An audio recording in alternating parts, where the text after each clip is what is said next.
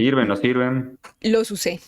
Tengo que confesar que los usé, obviamente, Todos los usamos, los trapitos con olor, en nuestra época en nuestros inicios de falsas creencias. de seguir un protocolo. Quiero adoptar. Entonces, ahí sí, el camino que podemos hacer juntos incrementa muchísimo las probabilidades de que las cosas salgan bien. Claro. Entonces, primero elegir qué conviene, gatito o gato adulto, qué tipo de temperamento compatible con el tuyo, qué tipo de hogar tenés. De cómo yo trabajaba antes y de lo que se conoce ahora y que se escucha mucho, es el protocolo de introducción y lo que sí debe pasar y lo que no debe pasar y qué es lo que significa que un gato y otro se la lleven bien, como por ejemplo que nunca se bufen, que nunca se persigan, que nunca se manoteen. Tenemos 3 gatos y de repente nuestra pareja se vino a vivir a casa con sus 4. 2 gatos. Sí, con un historial de aprendizaje. No, tenemos 5 al final. Con un historial de aprendizaje distinto. Bueno, hay que entender que no es que yo voy a introducir los gatos de Martín con los gatos de Fabiana. Tengo que introducir el individuo A con el individuo A de Fabiana con el individuo B de Fabiana. El A. The Podcast Training, un espacio en el que descubriremos por qué y para qué nuestros amigos peludos hacen lo que hacen.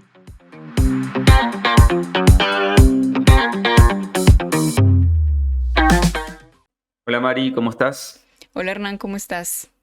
¿Todo bien? Bueno, después de unos días que paramos las grabaciones por problemas, temas personales, arrancamos con la temporada 2, el episodio 1. Va a ser distinto a lo que veníamos haciendo en la temporada 1, así que me encantaría que les expliques a los oyentes de qué va esta temporada, que quién mejor que vos para explicar Claro que este sí. tipo de cosas. Claro que sí, bienvenidas, bienvenidos a todos. Nuevamente un capítulo más de nuestro podcast. Como dice Hernán, esta temporada quisimos hacerla diferente. La idea es hablar sobre varios temas muy interesantes para muchos desde nuestra experiencia y obviamente desde lo que hacemos, desde el análisis funcional del comportamiento, cómo lo aplicamos, qué nos ha pasado, contar como anécdotas en nuestras, pues que nos han pasado en nuestras consultas, perdón. Obviamente haremos referencia a la temporada 1 para que lo tengan presente. Quienes estén por acá y estén hasta ahora llegando, es importante que antes de escuchar la temporada 2 vayan y escuchen algunos episodios o todos los episodios de la temporada 1, porque eso les va a dar unas bases y un contexto de pronto terminología que vamos a utilizar, técnica, intentaremos no ser tan técnicos, pero pues no nos podemos salir de ahí. Entonces esa es la idea, hacerlo un poco más tranquilo, más hablado, más charlado, como decimos nosotros, y esa sería pues como la idea de eso, empezando hoy con un tema muy importante. Sí, el tema que elegimos para arrancar la temporada 2 es introducción de gatos, ¿no? Que es un tema que a muchos les va a interesar porque están en pleno proceso. Vamos a hablar un poquitito de introducción de gatitos, introducción de gatos adultos, algunos mitos, algunos procesos necesarios, otros que no conviene implementar. Siempre desde el rigor científico que caracteriza el análisis del comportamiento. Y también, aclaro, vamos a hablar de introducción de gatos, no de introducción de gatos y perros, ni gatos y loros, y gatos y avestruces. O sea, Vamos a de un hablar gato al exclusivamente, hogar. exactamente, cuando adoptamos un gato, introducirlo a un hogar donde ya hay otro u otros gatos. Esa es la idea de este episodio.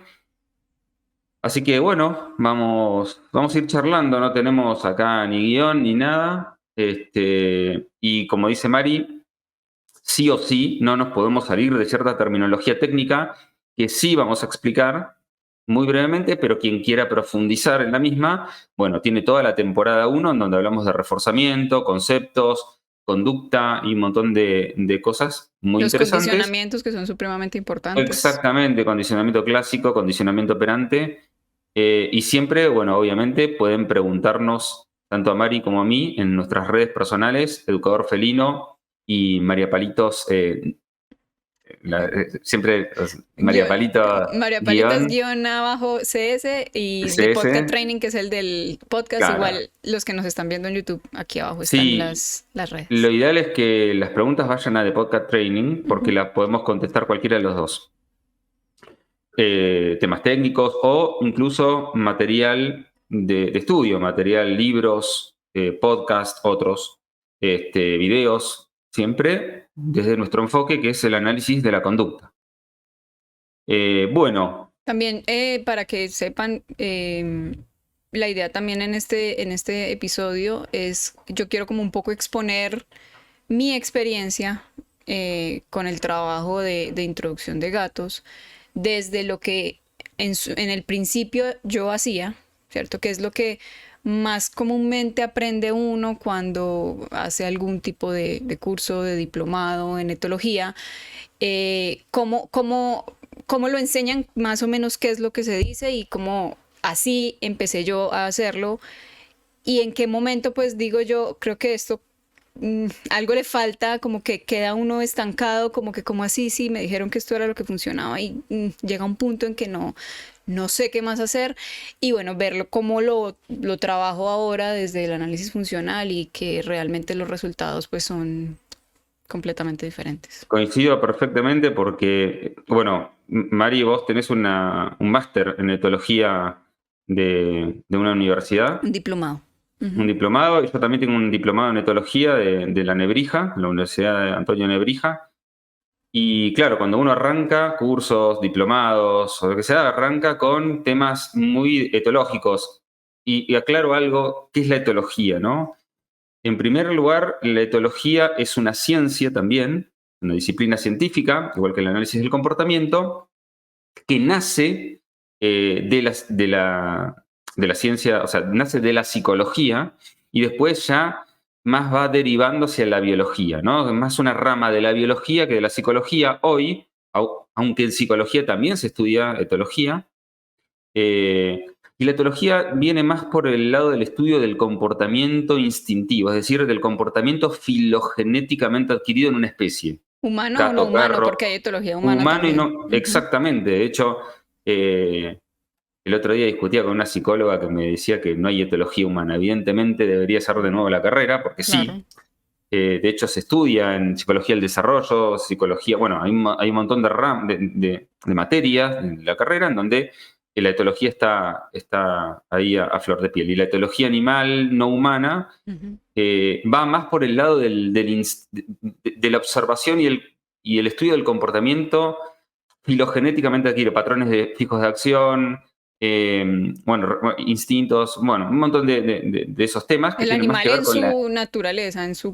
claro, en su hábitat natural y como patrones propios de la especie, conducta sexual, conducta ¿cómo se llama? De búsqueda de pareja, alimentación, todo lo que tenga que ver con el comportamiento propio de esa especie. El análisis del comportamiento, si bien tiene en cuenta todo eso, por supuesto, viene más del área de la psicología científica, concretamente conductismo radical más que nada, aunque hay otros conductismos, y se encarga, como dijimos en uno de los capítulos, ¿no? del estudio del comportamiento, pero más ontogenético, es decir, adquirido, aprendido, de lo que es aprendizaje, ¿no?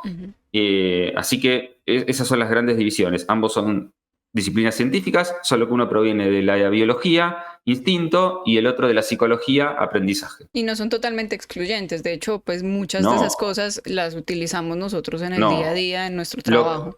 Por supuesto. Lo que sí suele pasar es que uno escucha hablar a algunos etólogos de condicionamiento clásico, condicionamiento operante, y muchos creen que eso es parte de la etología. Parte de la etología, y no es etología, eso es análisis del comportamiento.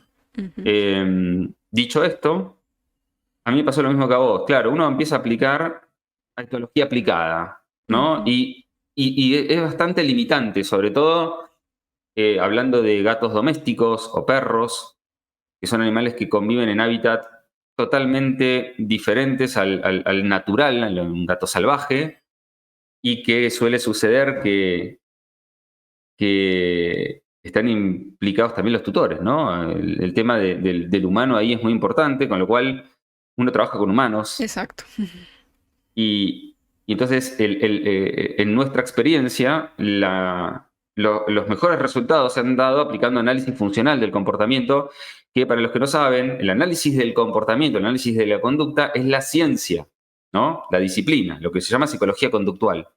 Pero dentro de esta disciplina tenemos 3 pilares, que son el análisis experimental del comportamiento, que es la ciencia básica, de donde surgen todas las experimentaciones que después dan pie a todas las terapias de conducta y todo eso. Está también el área de la filosofía, ¿no? La filosofía de esta ciencia, que es el conductismo, sobre todo conductismo radical, el de Skinner. Y después tenemos el análisis conductual aplicado, que es la aplicación de tanto la ciencia como la filosofía, y el análisis conductual aplicado se puede aplicar a psicología social, a clínica, a deportiva, institucional, educativa, incluso en el entrenamiento animal. Y todas están nucleadas bajo una metodología científica que comparten todas estas patas del área de análisis de la conducta, que también comparten otras disciplinas científicas psicológicas que no tienen nada que ver, pero que consideran que la metodología del análisis funcional de la conducta es la metodología científica por excelencia para entender las variables de las cuales un comportamiento funciona, es decir, por qué o para qué un animal, humano o no humano, se comporta como se comporta.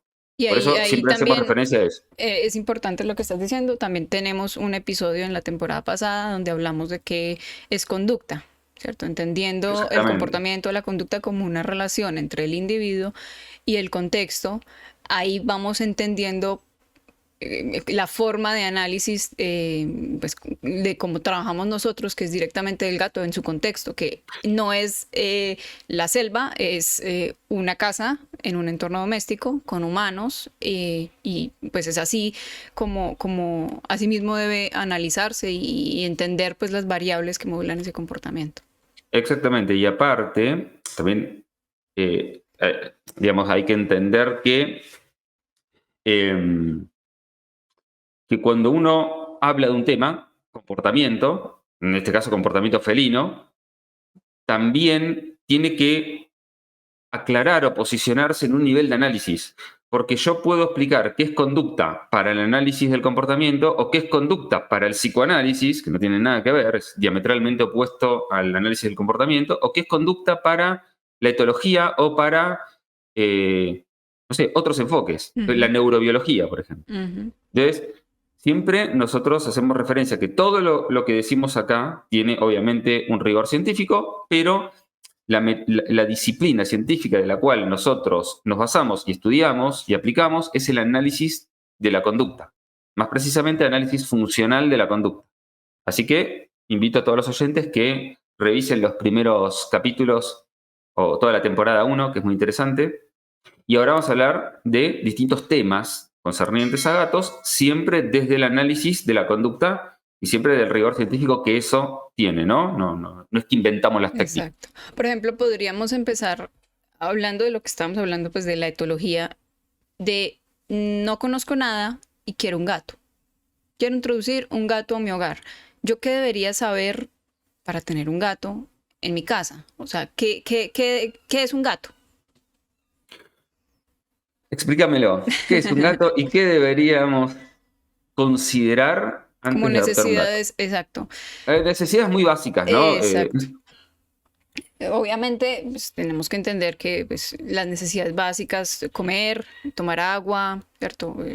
Entrar o sea, hacer sus deposiciones. Es muy importante conocer un poco de la naturaleza del gato pues, para saber qué necesita él, por ejemplo, él o ella. Por ejemplo, si yo no sé que los gatos instintivamente hacen sus deposiciones en un sustrato tipo arena, tierra, hacen un hoyito, orinan o defecan, cubren y salen, yo no voy a saber que un gato necesita una bandeja de arena. Entonces yo traigo, y pues yo he escuchado y ha pasado que gente de verdad no sabe y tiene el gato y no le tiene una bandeja de arena, y claro, obviamente el gato tiene que orinar y defecar, pues va a empezar a orinar y defecar por donde sea, por donde pueda. Entonces, pues obviamente, básicamente necesitan agua, necesitan comida, alimentación. Eso también es un punto importante y crucial y en el que yo también hago mucho énfasis, es conocer la naturaleza, pues la conducta alimentaria del gato. Obviamente un sustrato donde puedan pues escarbar y hacer sus necesidades. Son animales que tienden a trepar, a buscar lugares altos, a marcar el territorio por medio de sus feromonas, entonces por sus garritas, por las glándulas que tienen, que expelen estas feromonas que tienen también en su cara y en varias partes del cuerpo. Entonces todas esas cosas a mí me van a dar, fíjense que esto es, digamos que conociendo el gato como una especie, digamos desde la etología, me van a dar a mí bases para saber qué es lo que yo necesito tener en mi hogar para pues tener un gato bien, tener un gato con bienestar. Entonces, ahí, haciendo un poquito de énfasis en el tema, por ejemplo, de la alimentación, tenemos que entender que los gatos son carnívoros estrictos o hipercarnívoros, o sea, todos los nutrientes deberían prevenir de origen animal, de proteína de origen animal. Entonces, ahí, bueno, obviamente entran un montón de cosas también diferentes, como el tema del marketing, de lo que a uno le venden, y entonces que el gato debe comer croquetas, pienso, bueno, comida seca, porque eso es lo único que puede comer el gato, pero pues eso lleva que 100 años, si mucho, en la vida de un gato, que comía el gato antes, miles y millones de años antes. Entonces entender que pues obviamente hay que sumar también humedad. Bueno, hay un montón de cosas y que yo más bien los invito a como que investiguen y aprendan de qué es lo que debe uno tener para tener un gato bien. Porque si no pasa eso, vamos a tener problemas de sí, conducta. No solo, a ver, garantizar lo que vos decís, ¿no? El gato tiene que tener bandeja sanitaria, tiene que tener lugares para trepar, tiene que tener cubierto la terraza, balcón. Nosotros no estamos de acuerdo con los gatos que salen a vagar por la calle. Asesorarse con tener un buen veterinario de confianza, asesorarse el tema de las vacunas, asesorarse de un montón de cosas, ¿sí? Que no son tema de este capítulo, pero sí antes básicos de adoptar, y aclaro adoptar porque nosotros tampoco estamos de acuerdo con comprar, con el comercio animal. Antes de adoptar 1 o 2 gatitos, sí estar muy informados de cuáles son las necesidades básicas que tiene que tener una casa como para garantizar el mínimo bienestar, el bienestar del gato. Y también entender que si adoptamos más de un gato, vamos a tener que duplicar ciertas cosas, es decir, vacunas, el tema del alimento, el tema de bandejas sanitarias, lugares de esparcimiento, actividades, etcétera, etcétera. Que también el tema de las actividades, de entrenamiento, y todo eso lo vamos a ir viendo en distintos capítulos, lo vamos a ir ampliando, ¿no? Cómo entrenar un gato, qué tipo de actividades, incluso del paseo, que mucha gente desconoce, que podemos pasear un gato, que no es lo mismo que pasear un perro, aclaro. Tiene todo un sistema. Bueno, más allá de eso... Y el tema, bueno, perdóname, antes de que sigas ahí, también el tema de entenderlos como animales territoriales, porque muchas veces las personas a veces lo que han tenido es experiencia con perros y son especies completamente diferentes. Entonces, yo tengo un perro y quiero más y puedo tener 3, 4, 5 perros y bueno, se la llevan, entre comillas, se la llevan bien. Entender también que desde la especie el gato es territorial, o sea, el gato va a proteger su espacio y sus recursos. Sí, hay incluso, no recuerdo ahora, no lo tengo a mano, pero hay estudios sobre el tema de adopción multigato, ¿no? Y ya tener más de 4 gatos es un problemón. Te lo digo porque tengo 5. Tener más de 4 gatos es un problemón porque ya te digo, son animales, como vos decís, territoriales, en donde su interacción va fluctuando a lo largo del tiempo, ¿no? No es que son siempre iguales, se llevan los 4 bien y para siempre, no, va fluctuando, hay que estar bien atento. Entonces, tener más de... no sé vos, yo, en mi caso, no aconsejaría tener más de 4 gatos.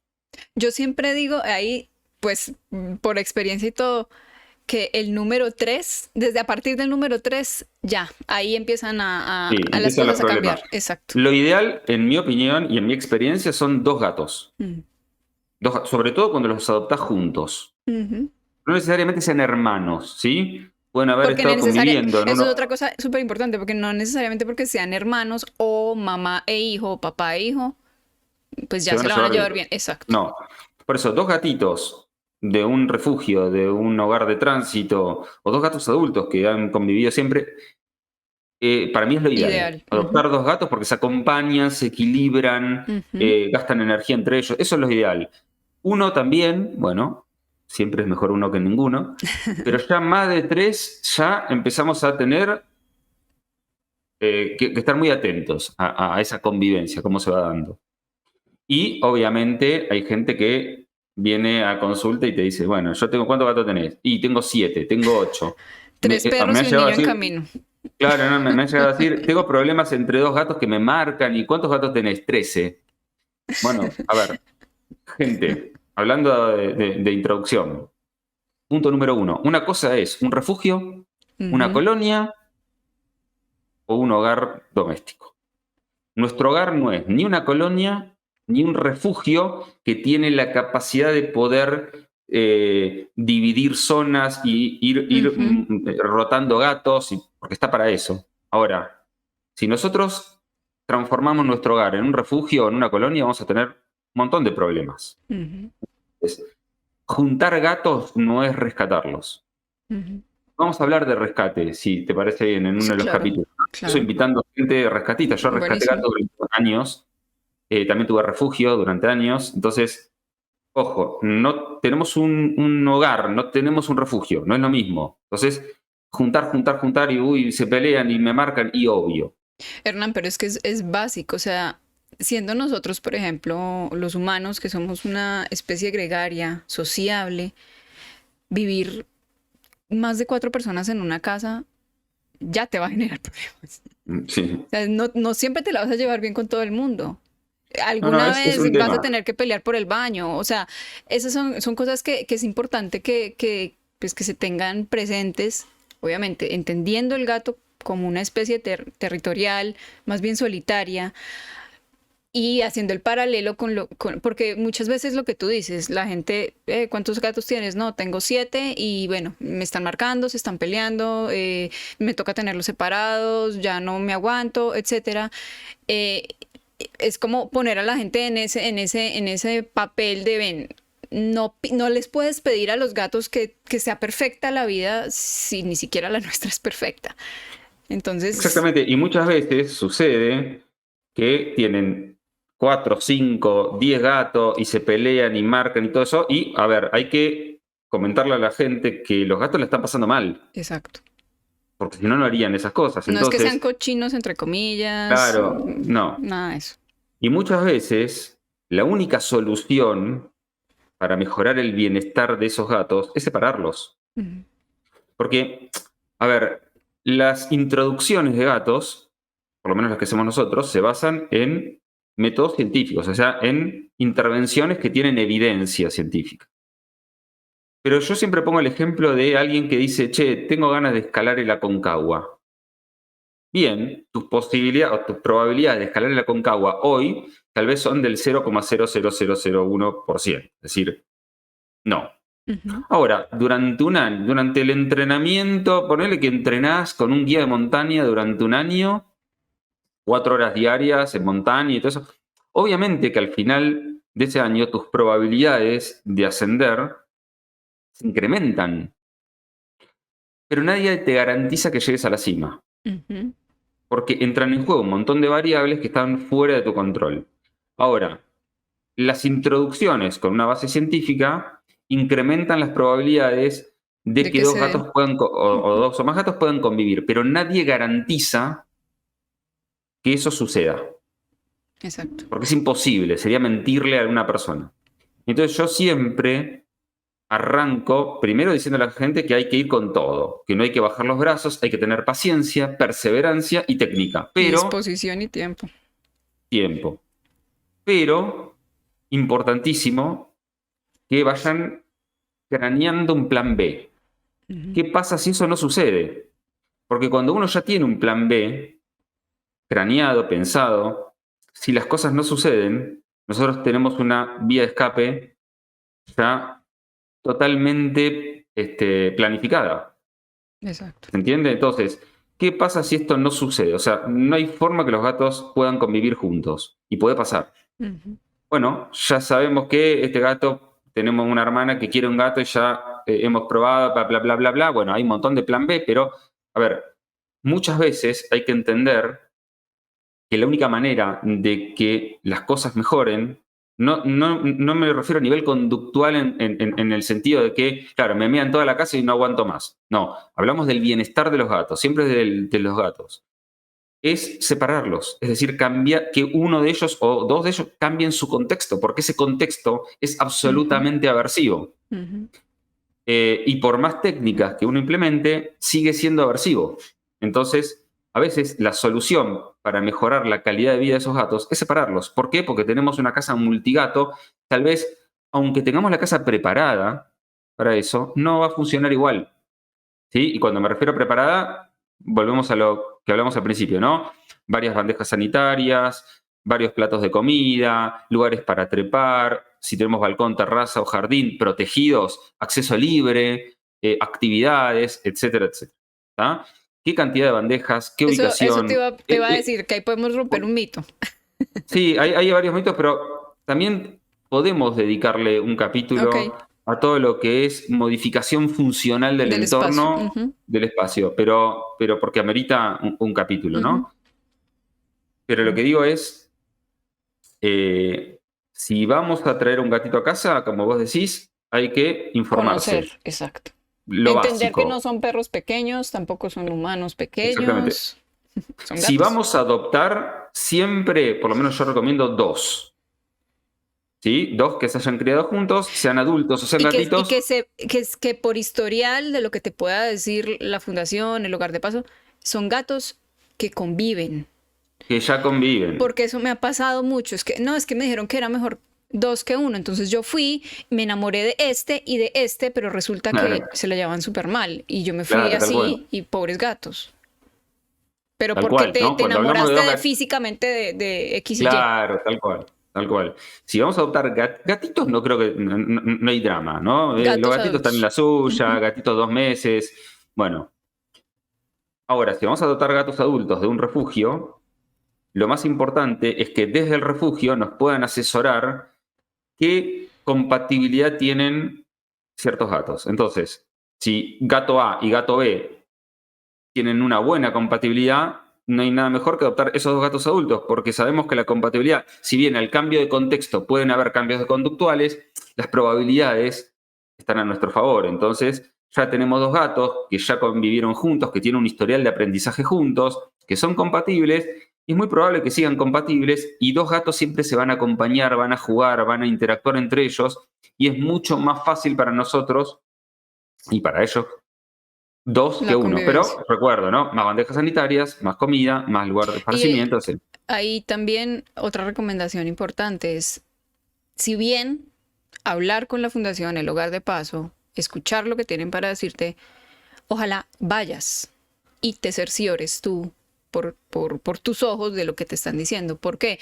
Porque también he tenido experiencias donde las fundaciones también se angustian mucho por dar en adopción a los gatos, sobre todo los gatos adultos, por darles un hogar, porque ven que de pronto en ese contexto, por ejemplo, voy a decir gatitos muy temerosos o que vienen y son más bien gaticos ferales, entre comillas, que han llevado ellos, las fundaciones o los hogares de paso han llevado todo un proceso de habituación a los gatos, de desensibilización, etcétera. Adoptan ese gato, a la persona, digamos que el adoptante en ese caso que estoy hablando, sabe que el gato es así, bueno, va a trabajar, se va a asesorar, va a ver cómo lo puede ayudar. Pero después la fundación por darle como la oportunidad de tener un hogar a otro gato, le dice, no, mira, como tú ya tienes llévale que también le va a ayudar, le va a hacer compañía.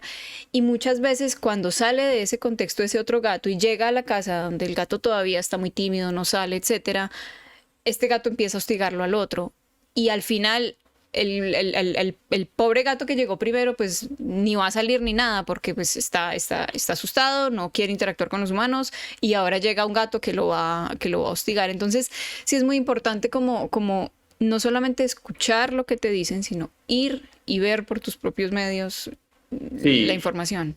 Está muy bien lo que decís y me das pie para decir que yo, por ejemplo, cuando propongo a un cliente, mira, me parece que este gato tuyo se beneficiaría de otro gatito, de la adopción de otro gatito.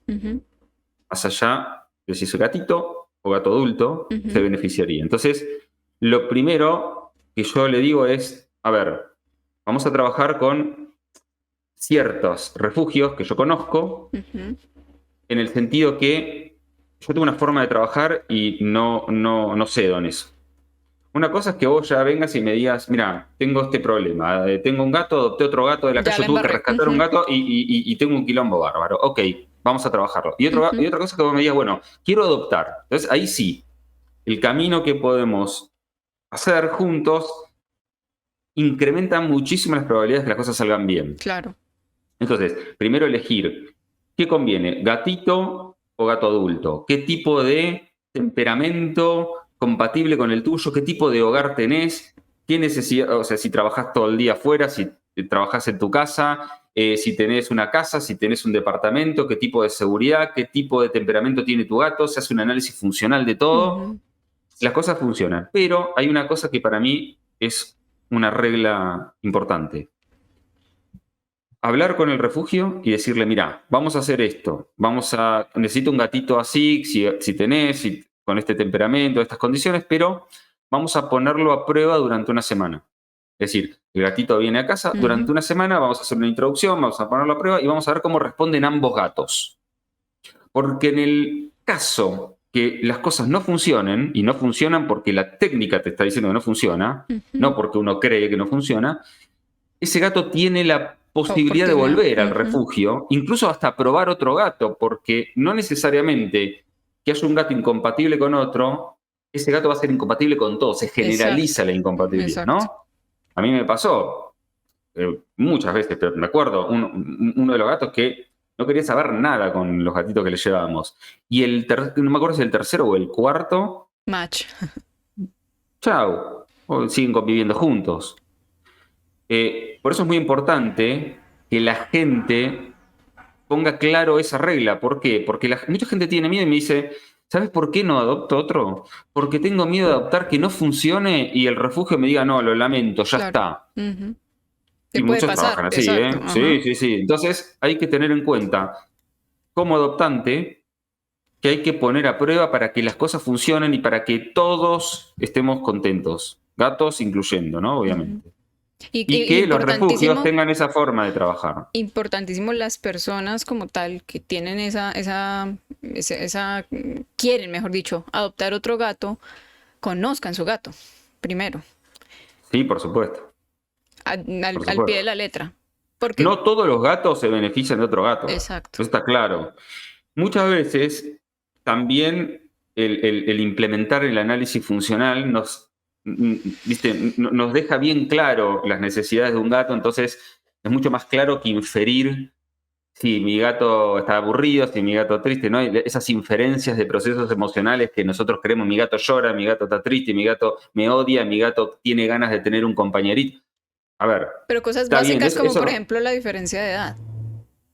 Eso, pues, o sea, obviamente hay muchas cosas que se infieren, pero por ejemplo, si tengo un gato de 10, 13 años y es que, pobrecito, está solo, voy a traerle un gato de 3 meses, les aseguro que eso puede ir muy mal.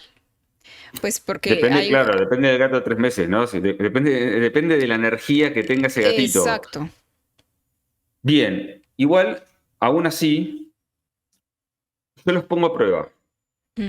Porque no sabemos qué tipo de interacción van a tener en ese contexto y esos dos individuos Claro. como individuos. Entonces hay que ponerlos a prueba, porque tal vez inferimos que un gato de 13 años no se va a bancar a un gatito que salte por todos lados, Pero de y al pronto sí. ponerlos a prueba, sucede que sí. ¿Por qué? Porque ese gatito, en este contexto, diferente al del refugio, tiene otro tipo de comportamiento. Entonces, siempre se evalúa y se pone a prueba. Que tampoco te va a garantizar nada porque el gato va a crecer. El gato El gato va a pequeño. crecer.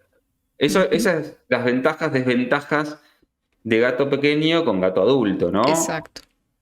El gato pequeño, como vos decís, va creciendo, va Cambiando, aprendiendo, va aprendiendo. cambiando sus conductas, ajustándose al medio, pero también hay que entender que ese gato va a ir creciendo y se va a ir ajustando a la interacción con un gato en donde ya hay un proceso de aprendizaje. Es decir, cuando el gatito va y le muerde la cola o le juega con la cola al grandote, el grandote le bufa y le da un cachetazo, que nosotros lo tomamos como algo no deseable, muchas veces es un comportamiento que a largo plazo puede llegar a ser funcional. Claro, ¿Por qué? es necesario. Porque el límite que le pone el gato adulto es lo que le le enseña al otro. provoca exactamente un aprendizaje al gatito, y el gatito crece aprendiendo cuándo sí, cuándo no. Exacto. Entonces, cuando uno hace un análisis de comportamiento, yo siempre digo, hay que hacer un análisis molar de la conducta, es decir, a largo plazo, no tan centrarse en lo que está ocurriendo solamente, porque ahí le podemos errar.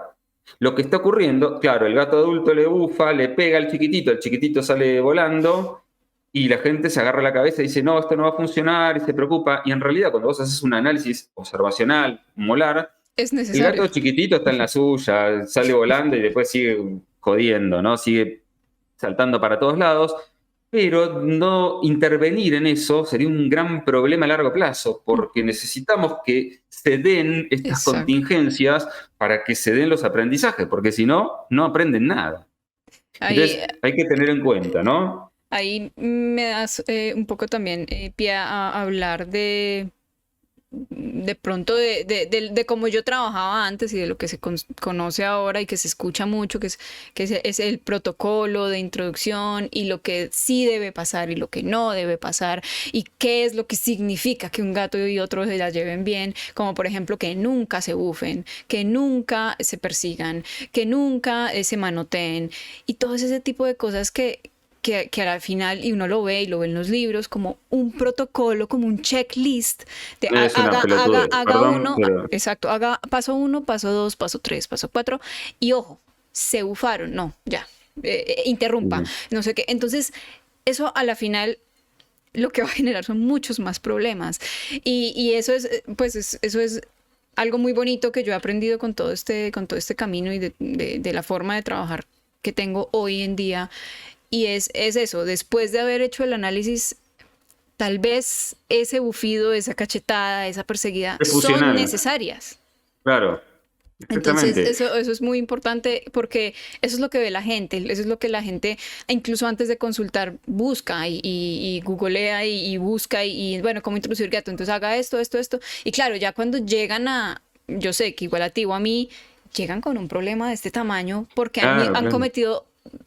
así, igual en checklist, un montón de errores que a la Podemos final... tener 10 introducciones de 2 gatos adultos y las 10 van a ser distintas.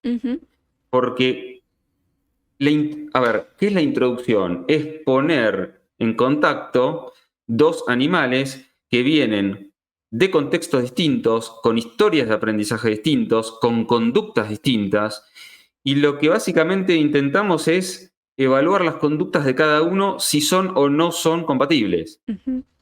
Compatibles en el sentido, digamos, bueno, lo que la gente entiende por compatible, ¿no? Que no se peleen, digamos, que no se agredan fuertemente, que estén bajo un mismo techo.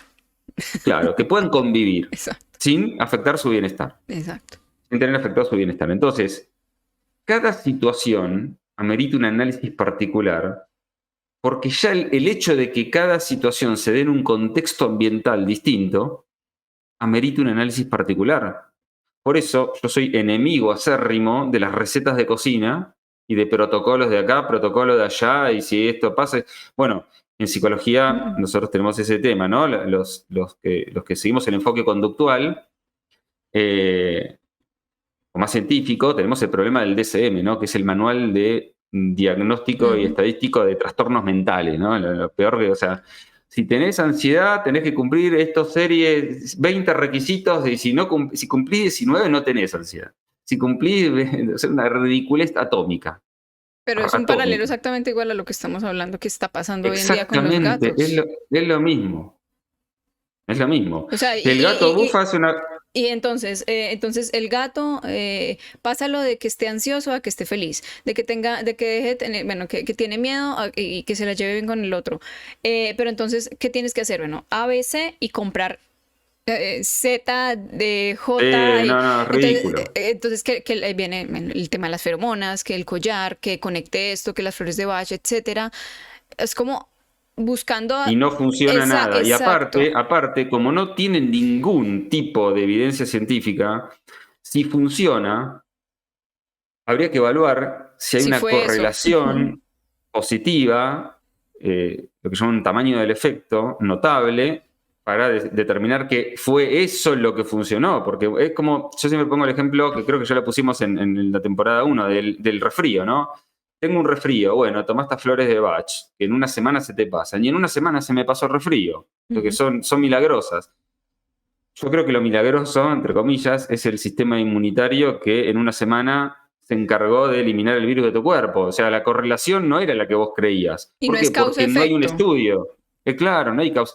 Por eso es muy importante aclarar que cada introducción amerita un análisis particular de eso, de esa introducción, y no protocolos o recetas, porque no solo no van a funcionar, sino que podemos empeorar un montón de cosas. Y ojo que ahí cuando hablas, antes de que continúes, que cada introducción es diferente, no solamente cada caso es diferente, sino cada introducción entre cada uno de esos gatos. Si tienes 7, la introducción de este gato nuevo va a ser diferente con cada uno de esos 7 que tienes. Exactamente.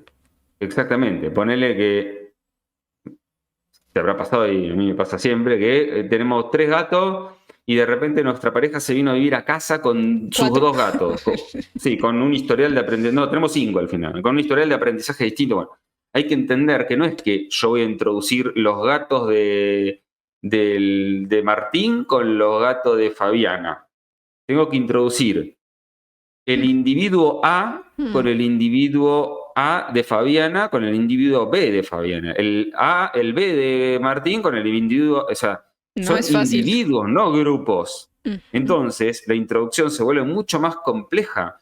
Y aparte, puede pasar que un gato reaccione mal a 2 gatos juntos, pero bien a esos gatos de forma individual. Entonces, también hay que evaluar eso. Porque un gato puede tener respuestas agresivas hacia 2 gatos juntos, pero no cuando los gatos están solos. Entonces, hay que tener en cuenta un montón de cosas y no caer en estas recetas en protocolo, que si esto, que los trapitos con olor, que el vidrio de por medio, que si es macho es compatible con macho. Sí, no, eso es una bobada que no tiene ningún sentido. Ahora podemos hablar de los trapitos con olor, del vidrio, de si macho, hembra, y todas esas pavadas que no tienen ningún sentido, ninguna evidencia, y se repiten, y podemos hablar de esos y otros mitos más. Así que eso es muy importante. La pregunta que te hago, en base a tu experiencia, ¿qué conviene adoptar si tenemos un gato adulto? ¿Gatito? ¿Gato adulto? ¿O ese mito de que si es hembra se lleva mejor con una hembra y si es macho con un macho, que es una burrada total? No, pues depende, como estábamos diciendo ahorita. Depende básicamente de ambos individuos, sobre todo del gato que ya tienes, pues para saber en tu contexto qué puede llegar a ser más funcional, si un gato bebé, si un gato adulto, con qué características, pues porque puede ser un gato bebé, pero bueno, por ejemplo, si yo tengo mi gato adulto y es súper activo, súper activo, le corre, salta, brinca, pues de pronto en ese contexto un bebé que es más activo, pues puede llegar a ser funcional, no necesariamente tiene que ser adulto. Exactamente, o al revés, ¿no? Si tengo un gato muy tranquilo, no tan grande, pero tranquilo, ¿viste? Y le traemos una dinamita y, ¿viste? Va a ser Pero medio incompatible. independientemente si es macho o hembra o de qué color sea o de Sí, qué aclaro raza. algo. Eso de que si es hembra, tiene que ser hembra y macho tiene que ser macho, no sé de dónde lo sacaron, pero es una pavada terrible. No tiene nada que ver si es macho o si es hembra, si no tiene que ver mucho el contexto, la historia de aprendizaje de cada gato y el temperamento, pero Y obviamente también el tema de la esterilización. de la Pues esterilización, si bueno, tengo eso una ahora no, hembra, si tengo una hembra entera y voy a obviamente. traer un gato entero, pues Cuando hablamos de incompatibilidad, no vamos a tener un macho entero y ponerlo en un contexto en donde hay una hembra entera o castrada o al revés. Es decir, estamos hablando o dos de, machos enteros. claro, estamos hablando de gatitos o de gatos adultos ya castrados, pero Ujú, de la incompatibilidad que se cree que hay ujú. por el solo hecho de ser macho y hembra. Es Ujú. ridículo. No yo cuando hay una condición de macho entero o hembra entera, y obviamente, ¿no? O dos machos O también enteros. con el tema de las razas y los colores, que es que no, es que los gatos Sí, naranjas bueno, son súper eso podemos activos, entonces. hablar. No, eso es una pavada también. Ujú, Totalmente, no hay ninguna correlación de absolutamente nada entre los genes que determinan el color del pelo y el comportamiento, que es algo mucho más complejo. Una boludez total, que también podríamos hablarlo en un ujú, capítulo. Pero yo quiero leerte ujú, un estudio sobre eso de machos y hembras, si son o no son compatibles. ujú. A ver, te lo leo tal cual, ¿no? Dice así, los gatitos y adultos mayores, es un extracto, ¿no? Que yo hice.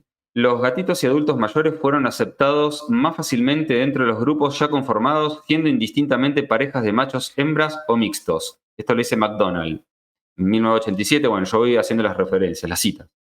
El siguiente párrafo de Horowitz, el siguiente párrafo de Horwitz, Daniel, de 2015, dice, de manual de comportamiento en pequeños animales, bueno, después podemos poner las referencias En a la esto, ¿no? descripción. En el libro, de donde lo saqué.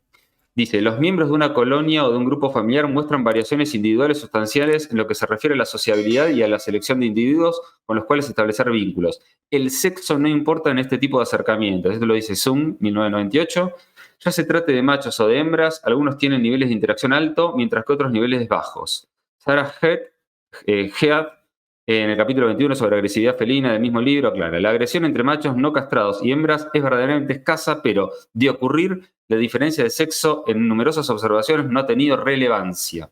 Es decir, que se lleven bien o se lleven mal, para decirlo de una forma fácil, no tiene nada que ver con si son hembras o son machos, tiene que ver con, vuelvo a repetir, contexto, historia de aprendizaje, temperamento, tipo de contingencias en el momento, un montón de situaciones que se van dando, pero que el hecho de que sea macho, hembra, de una raza, de otra, o de pelo naranja o pelo negro, no tiene absolutamente nada que ver. Eso Ujú, está bueno aclararlo porque muchos me han dicho, no, porque yo leí por ahí que si tengo un macho tiene que ser un machito, si es hembra tiene que ser una hembrita.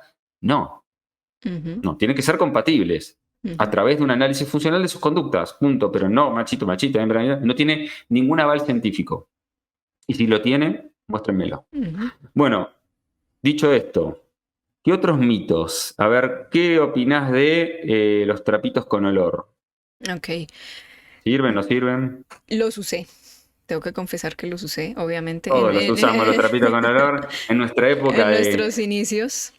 de falsas creencias. De seguir un protocolo, etcétera, porque Sí. eso era parte de estos protocolos que aparecen. Entonces, bueno, listo. Entonces, paso uno, trapito. Vamos a contarle a la gente qué es ese protocolo del trapito. Coja una media, coja un trapito limpio, lo que sea que tenga. Vaya y se lo frota al gato que llegó, al gato nuevo, en cualquier parte del cuerpo, y va y se lo lleva al gato residente, lo pone y cuando el gato lo huela, se acerque, dele cosas de comer. Ese es el protocolo, ¿cierto? ¿Para qué? Para que el gato residente asocie ese olor del gato nuevo con comida o con cosas que le O gusten. simplemente ponérselo para que le bufe al trapito y se vaya acostumbrando al olor del otro gato, ¿no? Exacto, Esa es exacto, otra. exacto.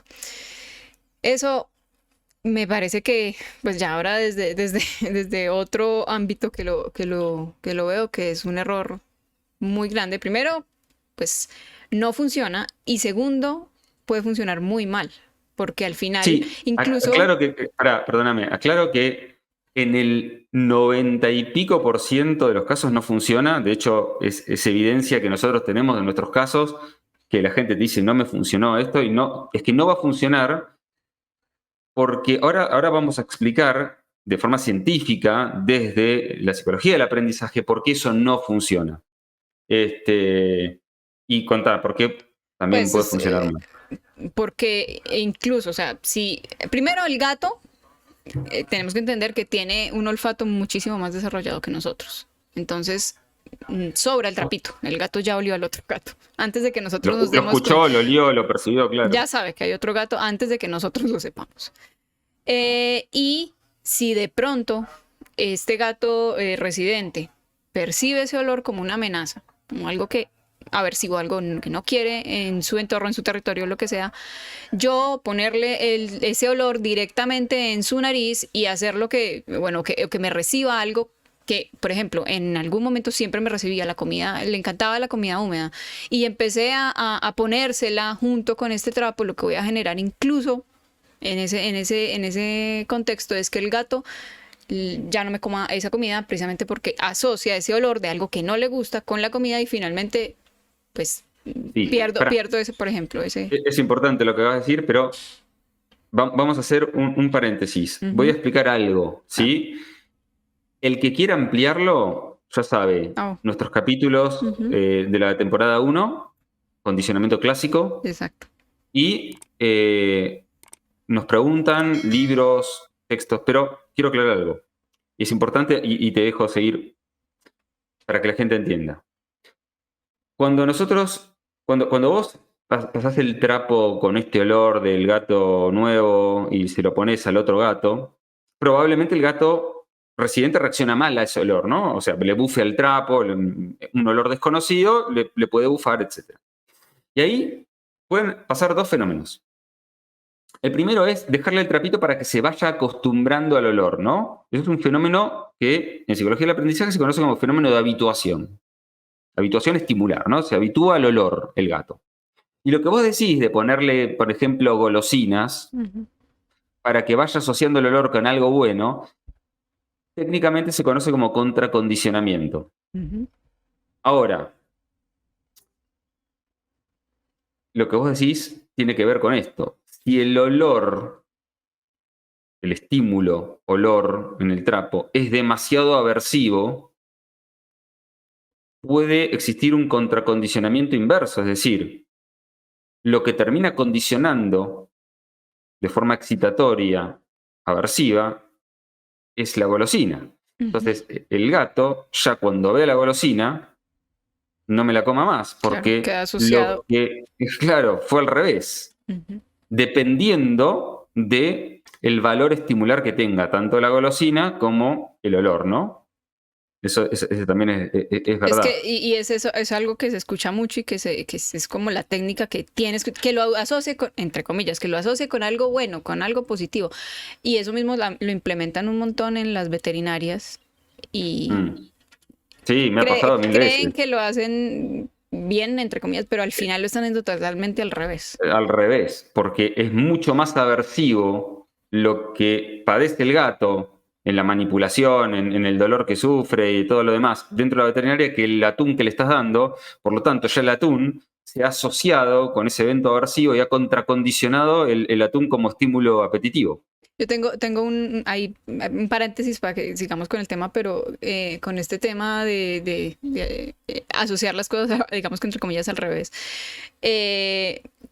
Una vez en una consulta, yo le estaba preguntando a la persona si pues, le daba algo diferente a su comida, al gato, que qué le gustaba, bueno, estaba indagando. Y me dijo, no, yo en algún momento, los tubitos estos de la cremita esta que a muchos gatos, entre comillas, les gusta. Que en tu país se llama churu. No, es que eso no. Es de Indonesia, creo. O sea, así se llama. La marca es Inava y el churu es como se llama. Pero ya hay varias. O sea, digamos que esa es la marca. No quería decir marcas, pero bueno. Que nos patrocinen. Acá en Argentina está el Cremi de Catit, que tiene. También es lo mismo. Exacto. Entonces ella me dice, no, yo se los ofrecí, no les gusta, incluso hacen así, hacen arcadas cuando se los muestro. Y yo no entiendo por qué, yo indagando más, yo, bueno, pero cuéntame, ¿cómo fue esa primera experiencia de los gatos con esa comida? No, es que fue en la veterinaria, cuando los estaban vacunando, los estaban manipulando y al tiempo que los estaban manipulando les estaban poniendo en la nariz el churu. Claro, yo le dije, claro, ahí tienes la respuesta. Ahí está, en la historia de aprendizaje está la respuesta. Exacto. Entonces, siempre claro, ella ahí lo entendió y se está... rió, pero sí, claro. Ya el gato huele el churu y le dan ganas de vomitar, o sea, quedó Claro, totalmente asociado a han condicionado el olor de ese producto que a ver, que encima hay que entender que si ese producto se le da por primera vez en esas condiciones, es más fácil de condicionar de forma aversiva que si ha tenido una historia de aprendizaje previa, ¿no?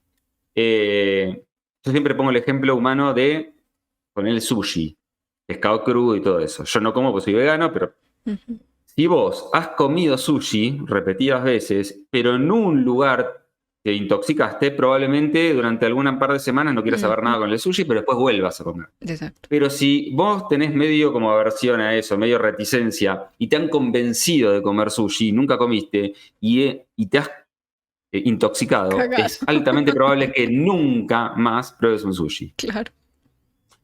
Bueno, con respecto a los fenómenos, al trapito, con olor, la media con olor, voy a comentar por qué no funcionan. Ponele que le dejamos un trapito con olor y el gato le bufa, le doy y poco a poco se va acostumbrando al trapito, ¿no? Un fenómeno de habituación estimular. O como vos decís, le vas dando churu, golosina, y bueno... Y va perdiendo, digamos, función aversiva ese estímulo. Que puede ser por habituación incluso, ¿no? No necesariamente un contracondicionamiento. Exacto. Pero aún así el gato le deja de bufar al trapito. ¿Eso significa que cuando pongamos a los dos gatos juntos, porque el gato se habituó al olor del gato nuevo, va a generalizarlo al gato nuevo? La respuesta es no. Eso no existe. Eso no pasa ningún tipo de evidencia. La evidencia, que se estudia muy bien en psicología del aprendizaje, sugiere totalmente lo contrario. La habituación es específica del estímulo habituado. ¿Qué significa esto? Que este gato dejó de bufarle al olor del trapito, un conjunto estimular. De ese trapo, porque puedes cambiar el trapo y de ese trapo. Y sin embargo, cuando lo pones frente al gato, se mata. Si lo pones directamente, se matan.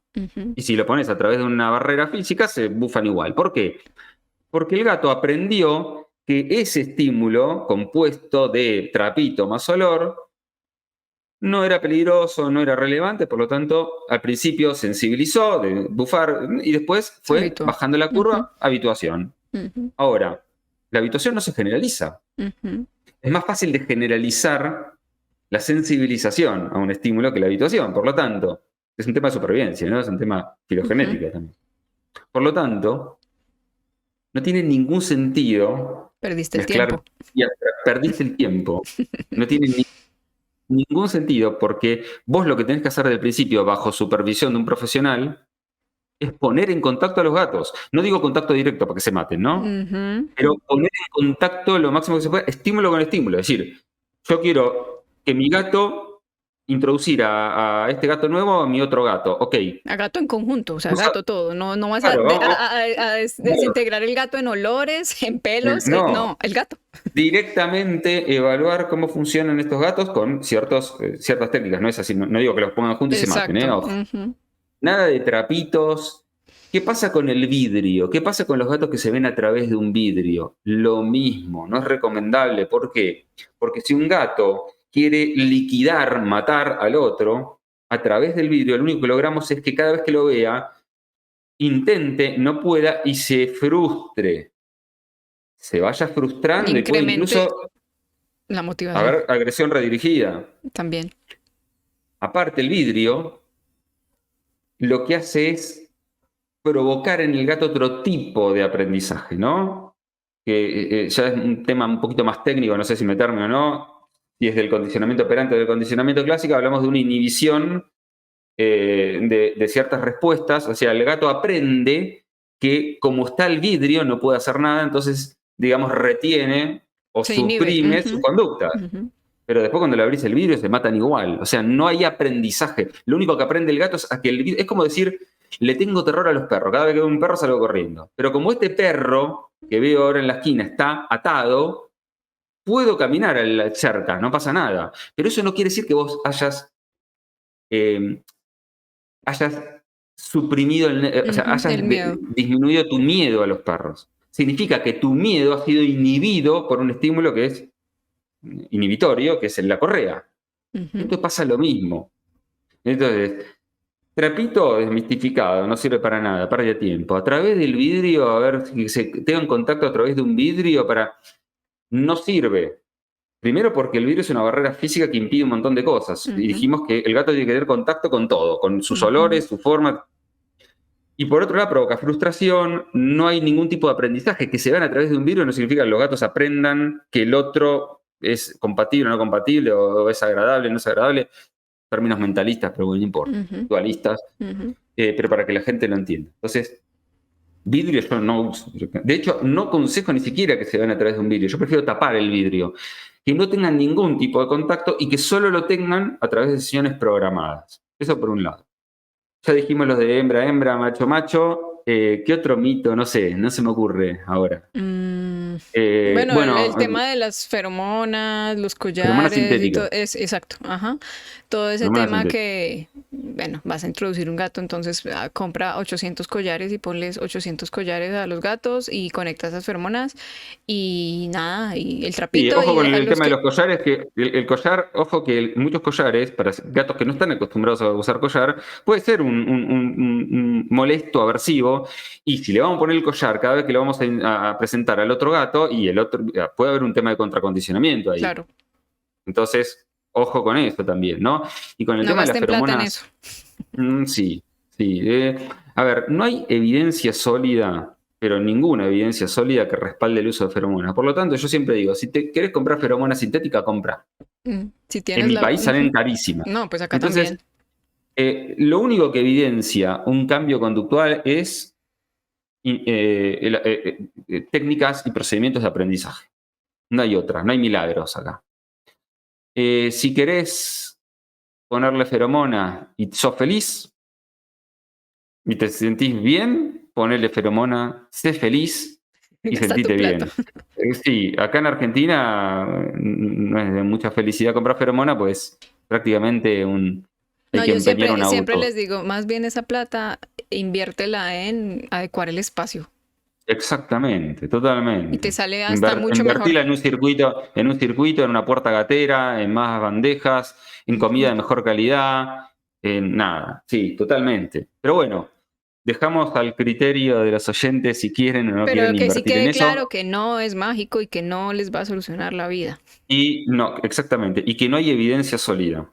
Porque si encuentran evidencia, me comprometo a leerla junto con ustedes y les enseño cómo leer una investigación y darse cuenta si es o no sólida la evidencia que hay, ¿no? Porque no cualquier investigación es sólida, ni cualquier cosa que se publica en cualquier revista es algo a tener en cuenta, ¿sí? Entonces, para que un procedimiento sea verdaderamente efectivo, tiene que pasar por un montón de controles y yo me comprometo, el que quiere, leerlo y mostrarles dónde están las fallas, cómo se leen las investigaciones, cómo podemos leer un paper, eso en otra ocasión lo podemos hacer, para que la gente aprenda que no todo lo que se publica en cualquier lugar, aunque sea en la Universidad de Pichi Pichi, es evidencia sólida, ¿no? De hecho, muchas evidencias están pagadas por...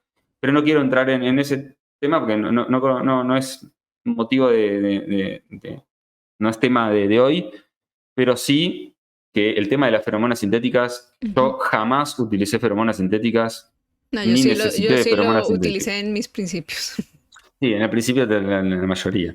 Yo ni siquiera, porque acá la verdad que son tan prohibitivas que es imposible. Bueno, hablamos de trapitos, vidrios y demás. Y también, ¿qué pasa con los platitos de comida detrás de la puerta y todo eso?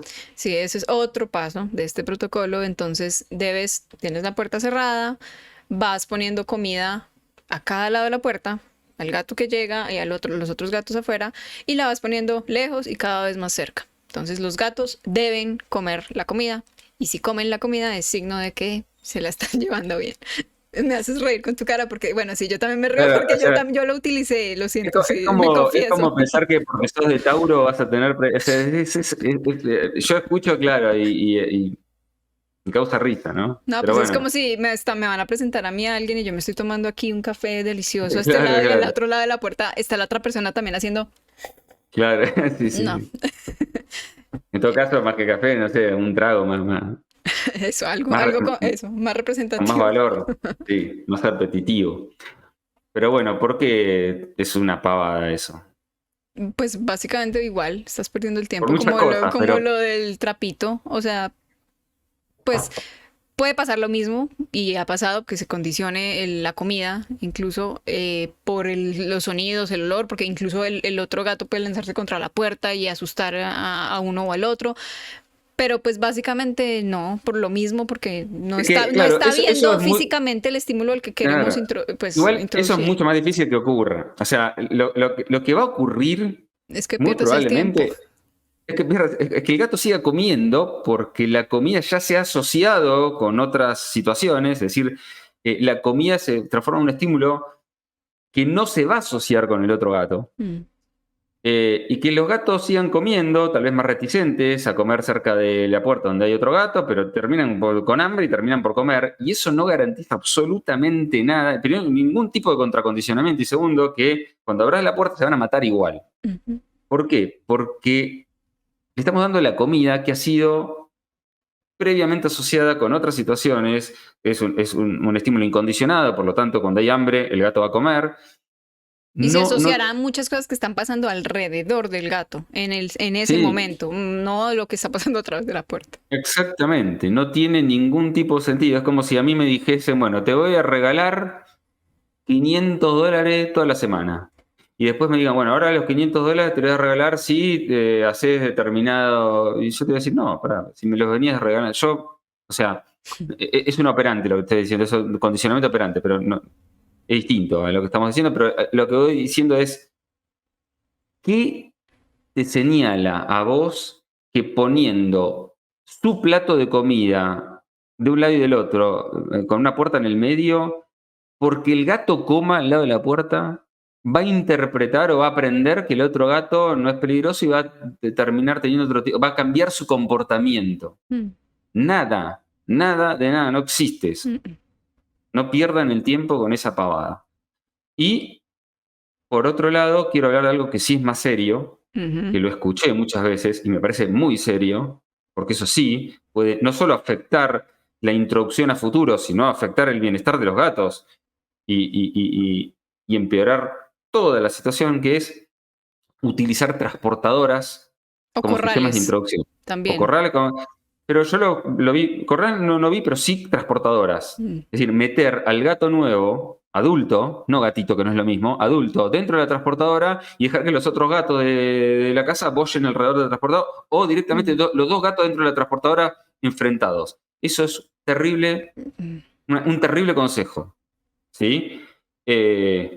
Imagínense un gato que es rescatado, sale de un refugio, de un entorno que no conoce, pasa a otro entorno que no conoce y de repente lo dejan adentro de una transportadora donde no tiene control sobre escape Nada. o Ujú. evitación y alrededor hay otro gato bufándole, pegándole a la transportadora. ¿Esta introducción va a buen puerto o a mal Mm, puerto? no, pobre gato. Desastre, desastre. ¿Sí? Muy probablemente ese pobre gato, dentro de la transportadora, termina en un estado de indefensión aprendida. Creo que la indefensión aprendida la hemos tocado en uno de los capítulos. No me No acuerdo muy estoy bien. segura. La Tal indefensión vez no. aprendida es un estado, ¿sí?, psicológico. Les sugiero a los oyentes de leer sobre indefensión aprendida, de un psicólogo llamado Martin Seligman. Creo que en la década del 60 hizo sus investigaciones con perros.